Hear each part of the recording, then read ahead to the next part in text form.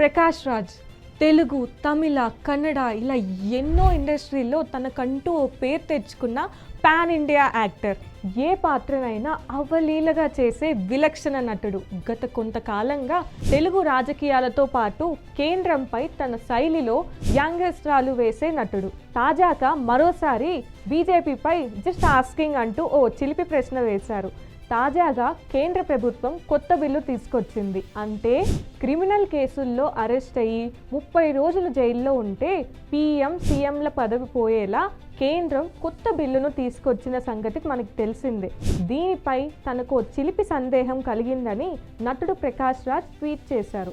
మాజీ సీఎం కానీ ప్రస్తుత సీఎం కానీ తమ మాట వినకపోతే అరెస్టు చేసి మీ మాట వినే ఉప ముఖ్యమంత్రిని సీఎం చేసే కుట్ర ఏమైనా ఉందా అని ప్రశ్నించారు.